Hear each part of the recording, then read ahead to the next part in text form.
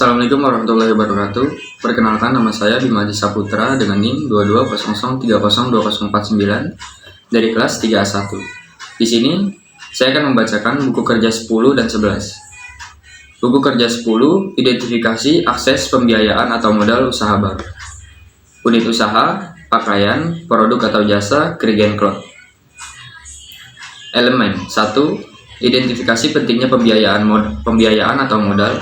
Kriteria untuk kerja, alasan kebutuhan modal usaha baru diidentifikasi, batasan variabel, alasan usaha baru perlu modal dapat mencakupi, tantangan cash flow.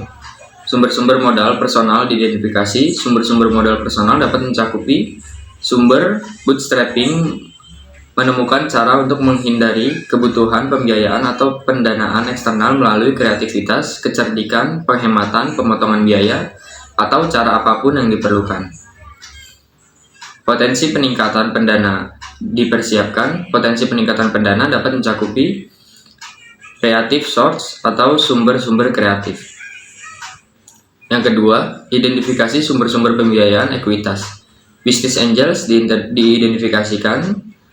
Business angels mempunyai karakteristik mereka berinvestasi sesuai dengan kelayakan proyek dengan harapan keuntungan di masa depan. Jenis venture capital diidentifikasi dapat mencakupi berdasarkan kepemilikan, private venture capital company, public venture capital company, bank affiliate venture company.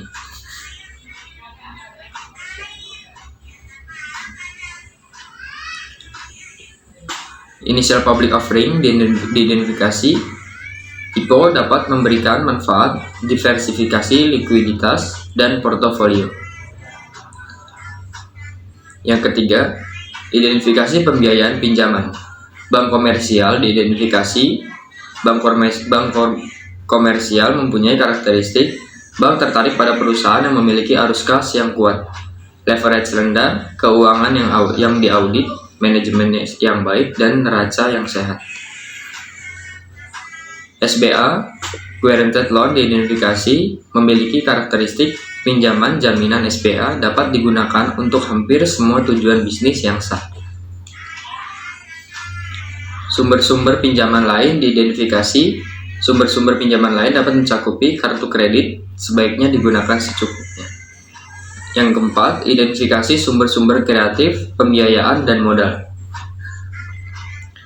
Leasing atau sewa diidentifikasi. Leasing atau sewa memiliki karakteristik sewa merupakan perjanjian tertulis di mana pemilik properti mengizinkan seorang individu atau bisnis untuk menggunakan properti tersebut selama jangka waktu tertentu dengan imbalan pembayaran. Sebagian besar sewa menggunakan uang muka sederhana dan pembayaran bulanan selama masa sewa. SBIR atau Small Business Innovation Research, NSTTR Small Business Technology Transfer Grant Program diidentifikasi. SBIR dan STTR memiliki karakteristik. SBIR adalah program 3 fase yang berarti bahwa perusahaan yang memenuhi syarat memiliki potensi untuk menerima lebih dari satu hibah untuk mendanai proposal tertentu. Program STTR masyarakat partisipasi peneliti yang bekerja di universitas atau institusi penelitian lainnya. Kerja 11 kewirausahaan. Identifikasi dan evaluasi peluang pemasaran. Unit usaha, pakaian, produk, jasa, Kriegen Cloth. Langkah-langkah 1. Identifikasi peluang pemasaran. Kriteria kinerja 1.1. Informasi tentang kebutuhan pasar dan jenis pemasaran dianalisa untuk mengidentifikasi peluang pemasaran. Hasil atau rekaman hasil. Informasi tentang kebutuhan pasar dapat mencakupi informasi pasar yang komparatif, apakah kita mampu memproduksi barang dan jasa lebih banyak dengan biaya yang lebih murah daripada negara lainnya. Kebutuhan pelanggan, tren dan perkembangan pasar. Jenis pemasaran dapat mencakupi pemasaran bisnis ke bisnis, pemasaran langsung, dan pemasaran jarak jauh. 1.2. Potensi pasar baru dan kontribusi pada bisnis. Diteliti untuk masuk, membentuk, atau mempengaruhi pasar dalam hal kemungkinan kontribusi terhadap bisnis. Potensi pasar baru dapat mencakupi e-commerce. Kontribusi pada bisnis dapat mencakupi berpengaruh pada volume penjualan, pertumbuhan. 1.3 Pendekatan kewirausahaan, inovatif dan ide-ide kreatif. Diidentifikasi untuk aplikasi bisnis potensial mereka dan kembangkan menjadi peluang pemasaran potensial. Pendekatan kewirausahaan, inovatif, dan ide-ide kreatif dapat mencakupi functional approach, penjualan, pembelian, pengangkutan, penyimpanan, pembelanjaan, penanggungan risiko, standarisasi, pengumpulan informasi pasar. Managerial approach, peningkatan pengelolaan usaha. Yang kedua, investasi peluang pemasaran. 2.1 Peluang pemasaran diidentifikasi kemungkinan mereka cocok dengan tujuan dan kemampuan organisasi.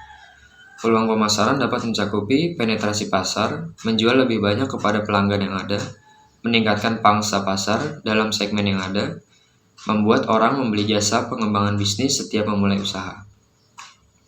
Pengembangan pasar, menjual kepada pelanggan baru, bisa menjadi pelanggan baru di luar negeri atau pelanggan baru di segmen baru. 2.2 Hasil evaluasi peluang diidentifikasi untuk menentukan dampaknya pada basis bisnis dan pelanggan saat ini. Hasil evaluasi peluang dapat mencakupi desain fungsional dari produk dan daya tarik penampilannya, fleksibilitas, kemungkinan adanya modifikasi ciri luar dari produk untuk memenuhi permintaan konsumen, atau perubahan teknologi dan persaingan. Daya tahan bahan baku produk, bisa diandalkan kinerja produk seperti yang diharapkan pada kondisi operasi normal. Daya guna yang bisa diterima. 2.3 Finansial dari setiap peluang pemasaran. Dinilai berdasarkan faktor eksternal, biaya, manfaat, risiko, dan peluang. Kelayakan finansial dapat mencakupi faktor eksternal, kode praktik, kebijakan, dan pedoman peraturan undang-undang yang relevan. Biaya, manfaat, risiko, peluang. 2.4 Kemungkinan strategi pesaing potensial diidentifikasi dari pesaing dengan produk atau jasa yang sama. Strategi pesaing dapat mencakupi pemotongan harga. 2.5 Ranking peluang pemasaran. Dalam hal kelayakan dan kemungkinan kontribusinya bagi bisnis, ranking peluang pemasaran dapat mencakupi top ranking topics. Yang ketiga, evaluasi perubahan. 3.1 Perubahan yang diperlukan untuk operasi. Perubahan yang diperlukan dapat mencakupi perencanaan proyek pemasaran, data pemasaran dan analisis kepatuhan dan resiko merek. 3.2 Perubahan organisasi. Untuk layanan basis pelanggan yang meningkat atau berbeda, termasuk penyediaan untuk kualitas layanan berkelanjutan kepada pelanggan yang sudah ada. Risiko organisasi dapat mencakupi struktur fungsional organisasi, struktur organisasi berbasis produk. 3.3 Perkirakan kebutuhan sumber daya untuk operasi yang diubah. Perkirakan kebutuhan sumber daya, staf tambahan, biaya distribusi, biaya produksi. 3.4 Komunikasi kelayakan membuat perubahan pada operasi saat ini kepada pemangku kepentingan utama. Komunikasi kelayakan, tenaga pemasaran, pemilik, pengawasan.